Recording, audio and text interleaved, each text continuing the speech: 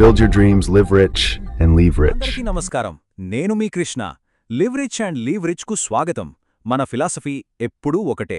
Live rich అంటే విలాసవంతమైన కార్లు, పెద్ద పెద్ద బంగ్లాల్లో బ్రతకడం కాదు. ప్రశాంతంగా, ఎలాంటి అప్పులు లేకుండా, డబ్బు గురించి పెద్దగా చింతించకుండా జీవించడం. అదే అసలైన సంపద. సరే, మనం ముందుకు వెళ్లే ముందు ఒక ముఖ్యమైన విషయం. ఇక్కడ మనం చర్చించుకునేది కేవలం అవగాహన కోసమే. ఇది ఎలాంటి ఆర్థిక సలహా కాదు. ఏ పెట్టుబడి నిర్ణయం తీసుకునే ముందైనా తప్పకుండా మీ ఫినాన్షియల్ అడ్వైజర్తో మాట్లాడండి. ఓకే, ఇక ఈ విషయం మనసులో పెట్టుకుని మ్యూచువల్ ఫండ్స్ గురించున్న అతిపెద్ద అపోహల్లోకి వెళ్ళిపోదాం.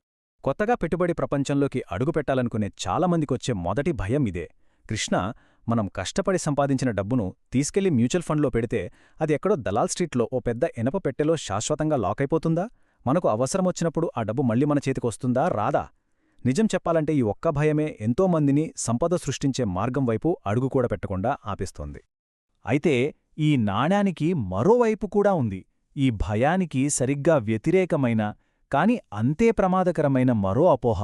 అదేంటంటే మ్యూచువల్ ఫండ్ని మన పర్సనల్ ఏటీఎం మెషిన్లా అనుకోవడం. ఈరోజు డబ్బు వేసి రేపు ఉదయాన్నే ఎలాంటి ఫీజూ లేకుండా తీసేసుకోవచ్చులే అని అనుకోవడం. ఈ రెండూ తప్పే. మీ డబ్బు బందీ కాదు. అదే సమయంలో మీ ఫండ్ ఒక ఫ్రీ ఏటీఎం కూడా కాదు. ఈ రెండింటి మధ్య ఉన్న నిజమేంటి?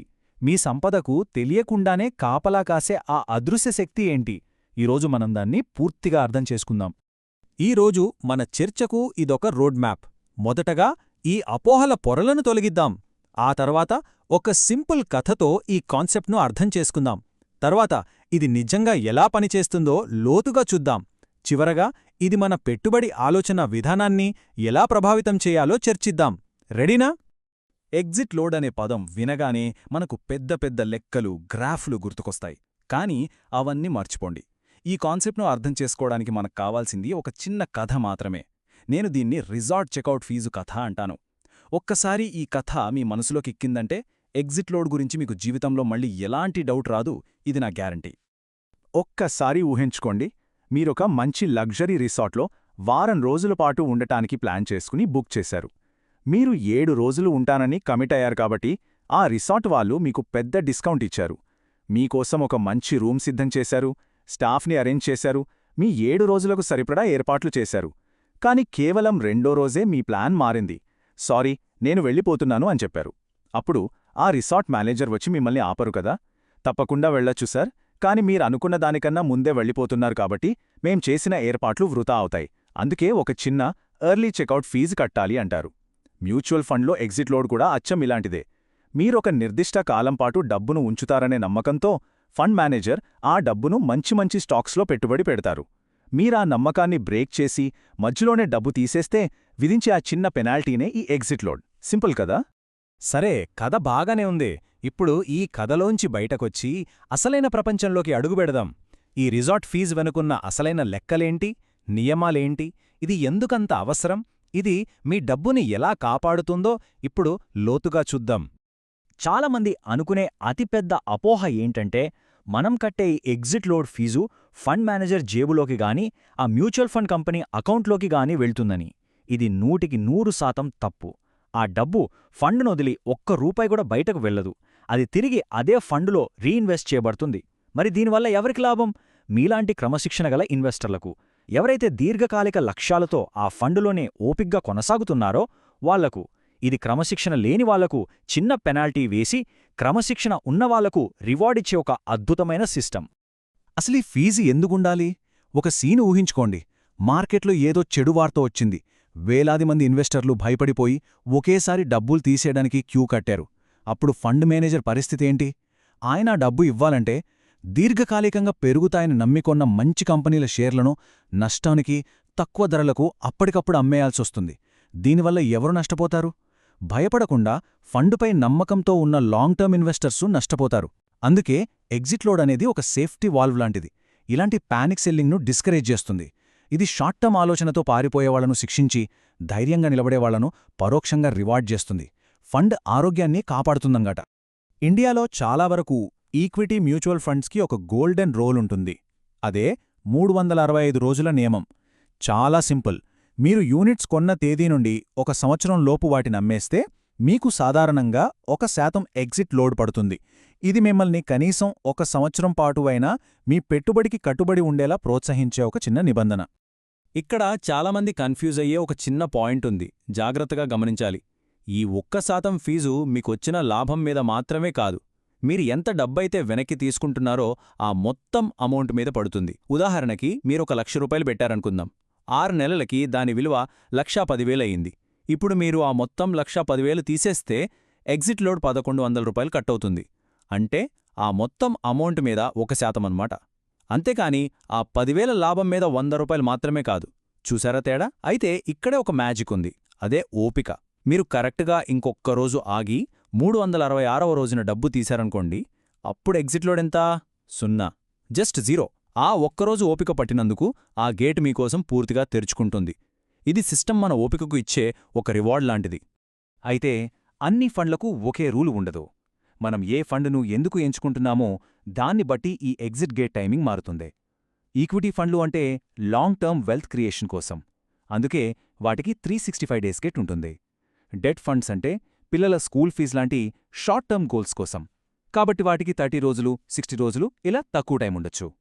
ఇక మూడో రకం ఉంది, అది చాలా స్పెషల్. లిక్విడ్ ఫండ్స్ను మీ డబ్బుకు ఒక సేఫ్ పార్కింగ్ లాట్లా ఊహించుకోండి. మీ ఎమర్జెన్సీ ఫండ్ లేదా కొద్ది రోజులు వాడకుండా ఉన్న డబ్బును దాచుకోవడానికి ఇది బెస్ట్ ప్లేస్.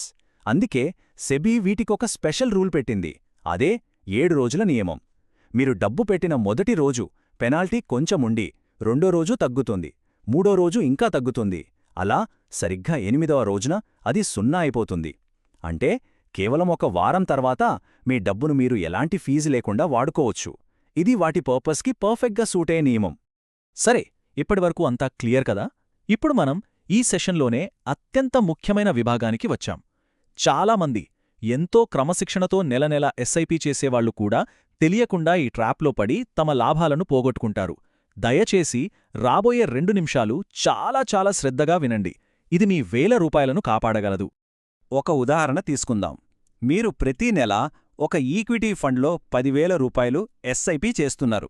జనవరిలో మొదలుపెట్టారు, డిసెంబర్ వరకు, అంటే 12 నెలలు కంటిన్యూగా కట్టారు. ఇప్పుడు 13వ నెల వచ్చింది. మీకు ఏదో డబ్బు అవసరం పడి మొత్తం కార్పస్ను వెనక్కి తీసుకోవాలని అనుకున్నారు. ఇక్కడే ఉంది అసలైన ట్విస్ట్. చాలామంది ఏమనుకుంటారంటే, నేను సంవత్సరం నుంచి ఇన్వెస్ట్ చేస్తున్నాను కదా, సో మొత్తం డబ్బుకి ఎగ్జిట్ లోడ్ ఉండదు అని. కానీ అది చాలా పెద్ద పొరపాటు. ఈ కేసులో మీరు జనవరిలో పెట్టిన మొదటి ₹10,000కి మాత్రమే 365 రోజులు పూర్తయ్యాయి. దానికి మాత్రమే ఎగ్జిట్ లోడ్ 0. మరి మిగతా వాటి సంగతేంటి? మీరు ఫిబ్రవరిలో కట్టిన ఎస్ఐపికి ఇంకా 11 నెలలే అయ్యాయి, మార్చిలో కట్టిన దానికి 10 నెలలు, అలా మీరు డిసెంబర్లో కట్టిన చివరి ఎస్ఐపికి కేవలం 1 నెల మాత్రమే అయ్యింది. అంటే మీ మొదటి ఇన్స్టాల్మెంట్ తప్ప మిగిలిన 11 ఇన్స్టాల్మెంట్ల మీద మీకు 1% ఎగ్జిట్ లోడ్ పడుతుంది. ఎందుకిలా జరుగుతుంది? దీనికి కారణం ఫస్ట్ ఇన్, ఫస్ట్ అవుట్ లేదా ఫీఫో అనే ఒక ప్రిన్సిపల్. సిస్టమ్ ఎలా చూస్తుందంటే, మీరు ప్రతి నెలా చేసే ఎస్ఐపిని ఒక కొత్త మొక్క నాటినట్లుగా భావిస్తోంది. ప్రతి మొక్కకు దాని స్వంత 365 డేస్ల టైమర్ ఉంటుంది. మీరు డబ్బు తీసినప్పుడు మొదట ఏ మొక్క నాటారో దాని నుండే పండ్లను కోస్తున్నట్లు లెక్క. అంటే ప్రతి ఎస్ఐపి ఇన్స్టాల్మెంట్కి దాని స్వంత యానివర్సరీ ఉంటుందన్నమాట. ఈ ఒక్క విషయం తెలియక ఎంతో మంది నష్టపోతున్నారు. సో ప్రతి ఎస్ఐపికి దాని ఓన్ క్లాక్ ఉంటుంది, గుర్తుపెట్టుకోండి. ఓకే, ఇప్పుడొక క్విక్ రౌండ్. ఈ టాపిక్లో మనకు తరచూ వినిపించే కొన్ని పదాలను ఒక్క వాక్యంలో సింపుల్గా అర్థం చేసుకుందాం. దీంతో ఫ్యూచర్లో ఎలాంటి కన్ఫ్యూజన్ ఉండదు. మొదటిది ఎగ్జిట్ లోడ్. అంటే మీరు మీ ఇన్వెస్ట్మెంట్ మాటను నిలబెట్టుకోనందుకు విధించే ఎర్లీ చెక్అవుట్ ఫీజు. ఈ డబ్బు క్రమశిక్షణతో ఉన్న ఇతర ఇన్వెస్టర్లకు తిరిగి వెళ్తుంది.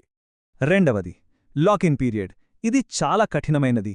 ఈ టైంలో మీరు ఫీజు కడతానన్నా సరే మీ డబ్బును తీసుకోలేరు. ఉదాహరణకు ఈఎల్ఎస్ఎస్ ఫండ్లకుండే 3 సంవత్సరాల లాక్-ఇన్. ఈ రెండింటి మధ్య తేడా చాలా ముఖ్యం. ఎగ్జిట్ లోడ్ అంటే మీరు బయటకు వెళ్ళొచ్చు, కానీ ఒక ఫైన్ కట్టాలి. లాక్-ఇన్ అంటే అది ఒక నిషేధం. ఆ గది తలుపులు నిర్ణీత సమయం వరకు అస్సలు తెరుచుకోవు. ఒకటి ఫైన్ అయితే మరొకటి జైలు లాంటిది. ఈ తేడాను ఎప్పుడూ మర్చిపోవద్దు. సరే, ఇప్పటిదాకా మనం రూల్స్, క్యాలిక్యులేషన్స్ గురించి మాట్లాడాం. ఇప్పుడు మనం ముగింపుకు వస్తున్నాం.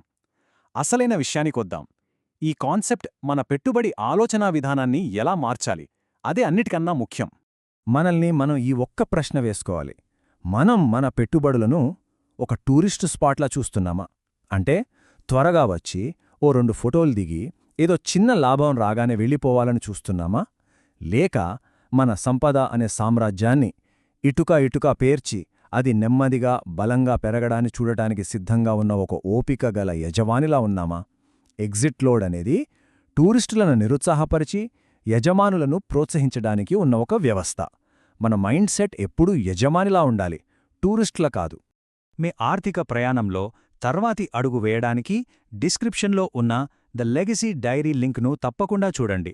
ఈ విశ్లేషణ మీకు ఉపయోగపడిందని నమ్ముతున్నాను. అలా అనిపిస్తే దయచేసి సబ్స్క్రైబ్ చేయండి, లైక్ చేయండి మరియు మీ స్నేహితులతో షేర్ చేసుకోండి. గుర్తుంచుకోండి, మనం ఆడుతున్న ఆట యొక్క నియమాలు తెలిసినప్పుడే గెలుస్తాం.